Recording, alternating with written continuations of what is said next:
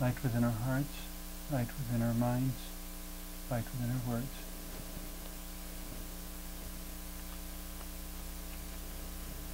Welcome. I am Sister Who. With me on the show today I have Alex, who is a member of the Zeitgeist Movement, I guess we call it. It's an organization oriented around creating or advocating, I guess, a resource-based economy, a new paradigm or a new model for how people can be on Earth together. What we wanted to talk about today was transitions, this basic challenge of, fine, we have a wonderful idea, how do we get from here to there? The truth is that transition has already happened. Everything is a transition, even if we reach a resource-based economy.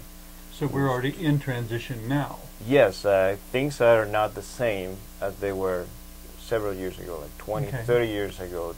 Things have evolved, and well, and in that sense, the transition never ends. It will never end. Even when not like you can say, "Ta-da, we're here. Now we don't have to do it anymore." Exactly. Even when a resource-based economy is already established, a transition will continue. There will be new things, new challenges that will be faced, because a resource-based economy, even though it is a really nice idea, really nice economic model, it's not perfect. And there'll probably be challenges that I don't know what kind of challenges that will be, but there will definitely be challenges, and there will be things that we will need to deal with. Well, and even the name implies a range of dynamics. There's not only one thing, with one specific definition that would be a resource-based economy. There are probably a dozen different ways to do a resource-based economy. Yes, one thing I was thinking the other day is, like, for example, in a resource-based economy is called about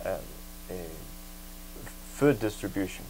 Like what we call the supermarkets now. There will be like food distribution centers, and maybe there will be I don't know. Maybe there will be a new movement that will be promoting growing your own food in the backyard.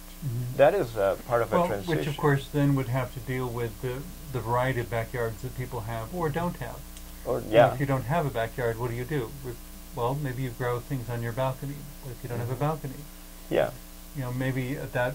I know in some places in cities they have, I think, what they call community gardens, which is basically some empty lot that nobody's using, and some community organization either leases it or purchases it or something, and basically assigns it to people in the neighborhood, and everyone gets a 20 by 20 spot of ground to grow whatever vegetables. Yeah. So even if they live in an apartment, they can still have a garden. New ways of doing things will progress. So transition is always present. There will always be new challenges. Well, the other thing about transition that I think people hear the word transition, and I think sometimes react badly because it's like, I don't want to change. And the truth of the matter, of course, is that we're changing every moment of our lives, because transition and change is not a whole lot different from the word growth. And you're growing in various ways, growing older, growing stronger, growing weaker. Change is always happening. And it's just a question of involving oneself more intentionally in what change is happening. Deciding where you would like it to go and how you can nudge it in that direction. Yes, and it's interesting that you mentioned the word growth, because we actually grow, but then we start developing, because there's no unlimited growth. We need to start talking about development, which is to use the same things you have, but improve them, to make them better. Make them more efficient? Make them more efficient, exactly. So that when we have materials, we may get to a point where we can reuse them indefinitely. Exactly. And never have to, steel, for example. If we could recycle 100% of our steel and also adjust our style of living to the point where we don't need any more than we already have, then all the attention would go into utilizing recycled steel over and over and over again.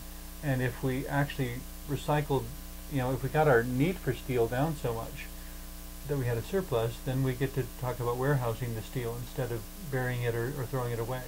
Exactly, or new uses might come up from that. And those who are working in the industry of producing steel would simply be retrained for dealing with recycling steel. It's not that they would wind up unemployed or in need or destitute or what have you. We'd simply expand upon their abilities and give them something else to do.